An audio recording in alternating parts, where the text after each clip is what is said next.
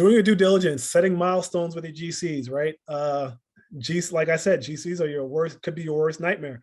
So Right. you have to set milestones and clear cut milestones in the contract that, with payout schedules. You cannot be paying ahead of schedule. You're gonna have to put up some money up front, 5, 10, 15%, whatever, 20%. At the most, you should be putting 20%.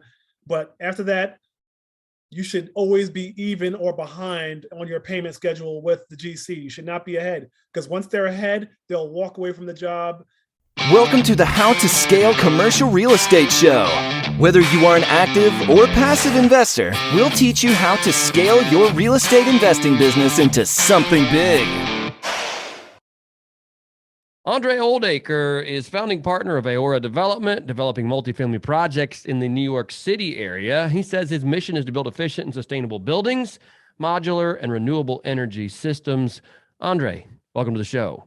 Thank you. Thanks for having me. Pleasure's mine. Same 3 questions I ask every guest who comes on the show. Can you quickly tell me, where did you start? Where are you now? And how did you get there?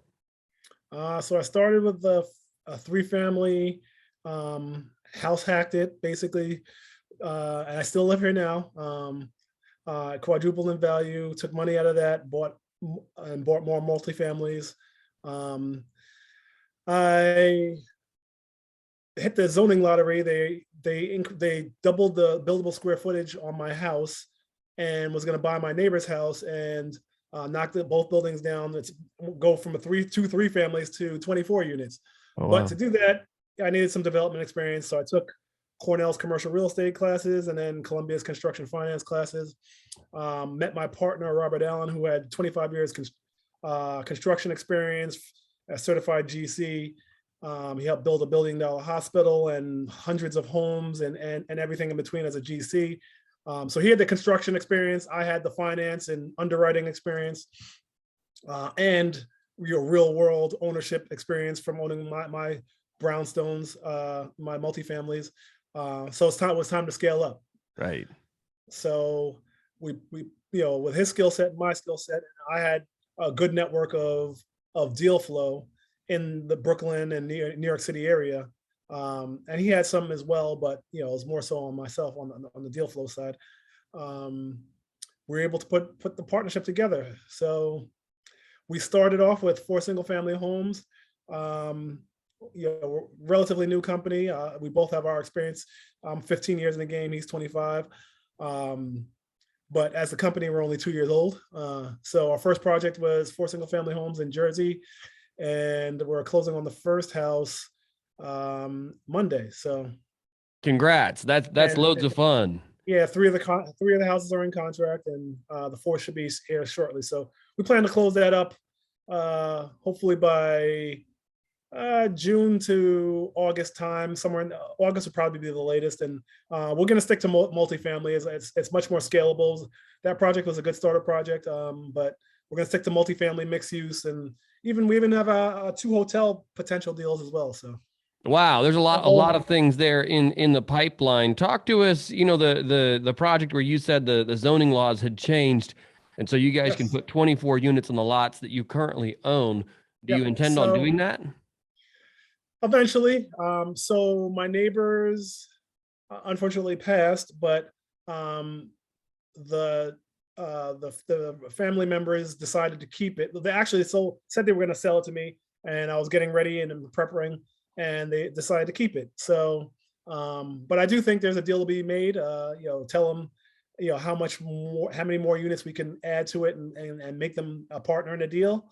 But I need to have a place to put them. So I'm working on a couple of acquisition deals close by, and displace them for a year and a half, and then they can move back. Right. Yeah. I would think the upside alone in taking a Absolutely. 3 unit and turning it into a 12 unit would be, or so did you say 24 per site or per 24, lot? yeah. Oh, no, at 24 total. So yeah, 12 per site. Right. So 12 per site. I would think the upside there would be tremendous. Absolutely. So I would think that there's a carrot. You just got to figure out Yeah, exactly. how big you have to make it, and then what the carrot is made of. So good. Absolutely. Good luck with It's going to that. happen. It'll probably just be a year or 2 away, as we acquire other buildings that are close by and can move them in, and not displace their whole life. and keep their quality of life pretty much the same. So, Right. Yeah. And yeah, that's fascinating. Tell us what you're seeing. I mean, doing business in New York City, sounds, to a Southern boy, that just sounds like a lot of work. And it even is. here, I'd say there's a lot of red tape, but Mhm. I can only imagine that it's a lot more than here. So Yeah. when you're breaking into this space, like what are some headwinds you feel like you're going to face or you are facing as you guys develop your game plan? Right. So New York is a very competitive market. Everybody wants to be here. It's steady appreciation. So the fallback with New York, everybody always has a problem with, like, even people that live here, they always want to invest outside of here because the barrier to entry is so high, right? Like Right. the down payment, 200,000-300,000. Like our brownstones are $1.5 million to $4 million just for a two to four family here, right? So Right. the barrier to entry is much higher. So people want to take their money and run and get higher cash on cash returns in Baltimore and Philly or in Atlanta or down south, right? Somewhere else. But the caveat is to that is, yes, the cash, it's more competitive here, and the cash flow is a lower return, but the appreciation is there, right? And it more than makes up when you look at total IRR. It more than makes up the appreciation, more than makes up for the cash flow that's not there. Right. So it's a different ball game here. Like we have steady appreciation, like 5%, like averaged over 10-20 year period. Whereas other places are flat and sometimes down. Like, just for instance, in the crash of 2008, my home here basically was flat. Mm. It didn't move, right? Where I also had a condo in Miami that lost 50% of its value. Oh, wow. Las Vegas, same thing, lost 50%, right? So Wow. in certain parts of the country, 20%, 30%. Here, I was flat. And then 2012 to 2014, my house doubled. So you can't beat. I mean, Brooklyn really took off. Yeah, it became the second Manhattan. It became 1A and 1B, whereas Manhattan was far ahead at that point.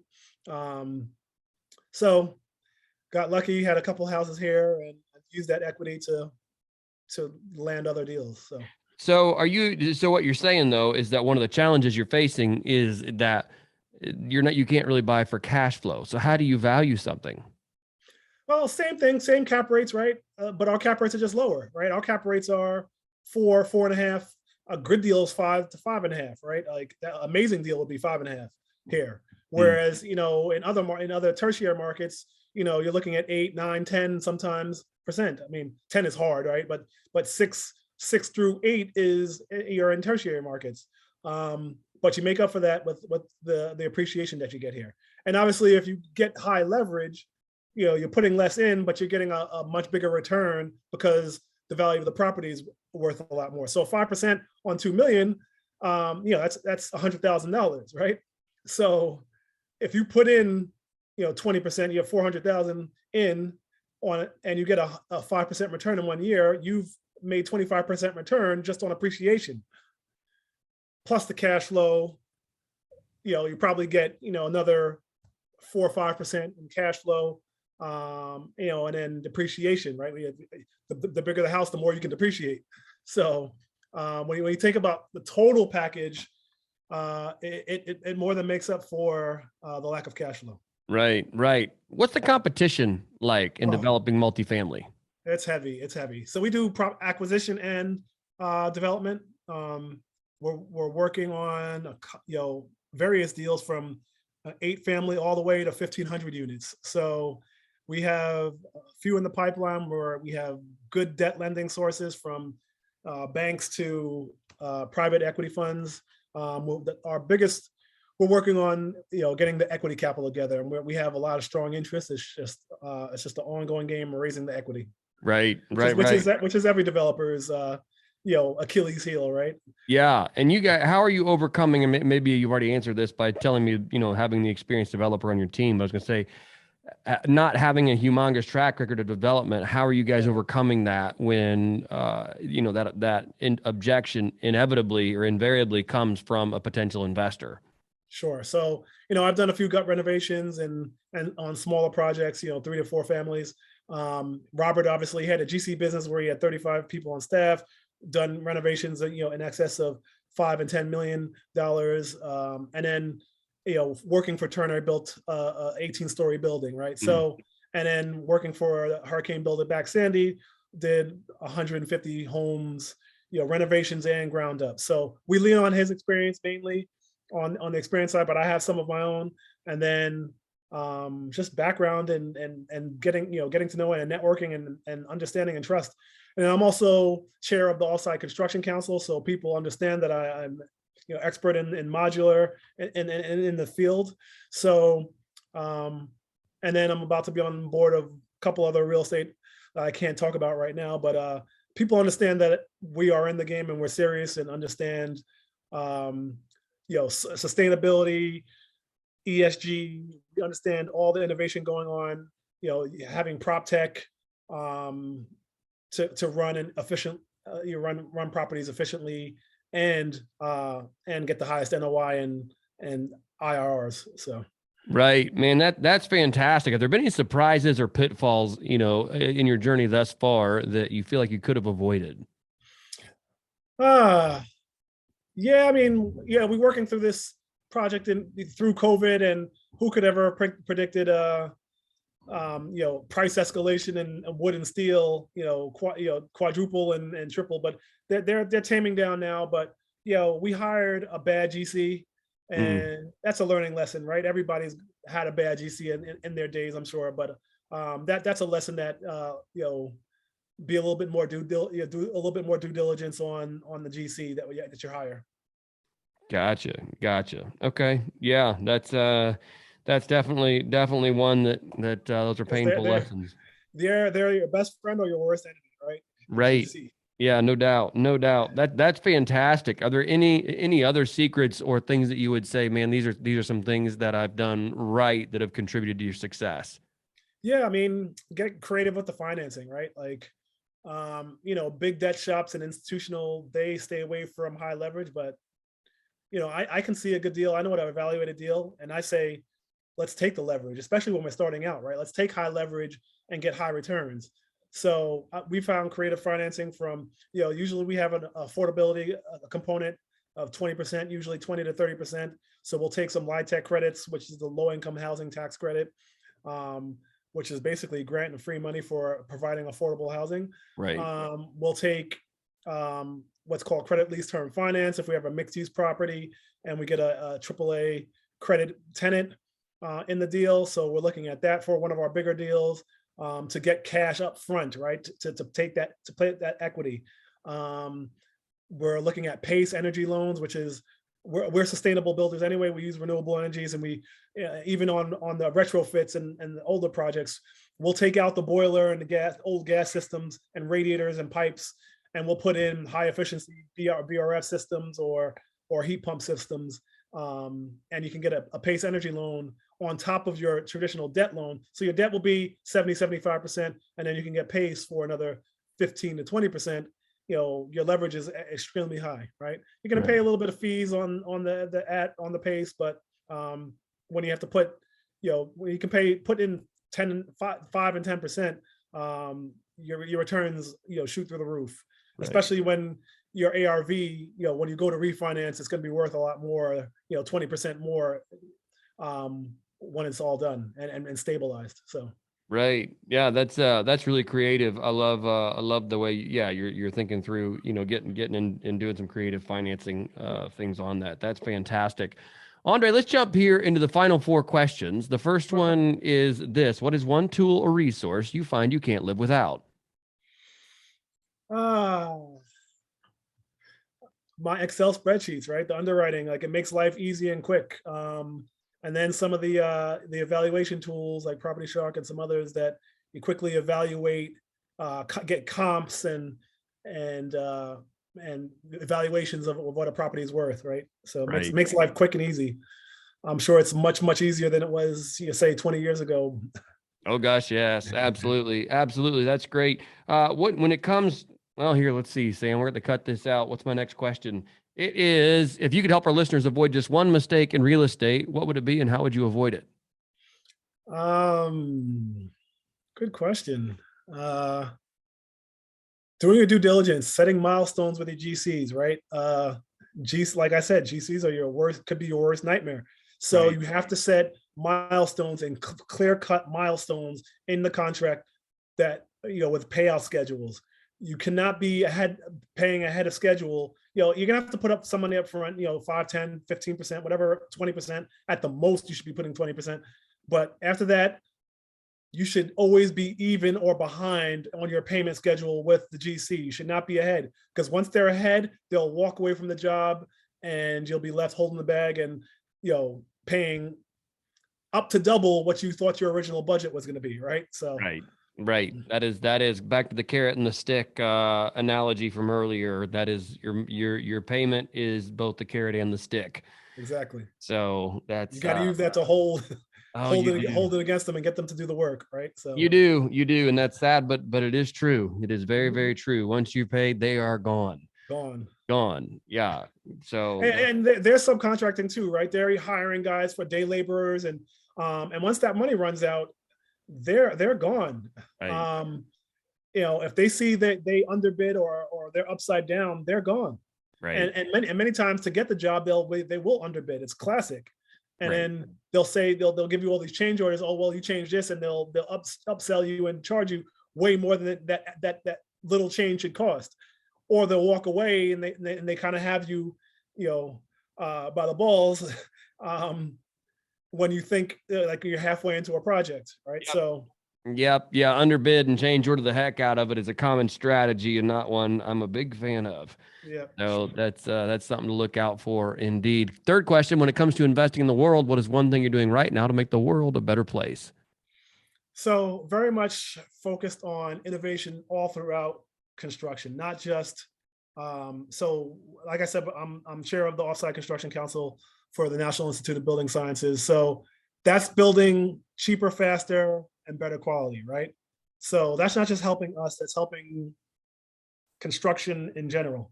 Modular has caught a bad name. Some of the factories have gone down because they can't keep the pipeline steady and full capacity, and their workers are dormant for months at a time, and they have to let them go. But we have to figure out a way to keep these factories open and prosperous, right? Because they are the lifeline. They are what's going to drive the cost down, right? We have construction shortages, we have affordability shortages across the country. These modular factories are the sticking point. What's going to turn that around, right? We need advanced robotics in these factories that are going to, similar to car manufacturing, increase the productivity of the workers, take the tedious and heavy lifting work out of the job, and extend the construction workers' lifespan, right?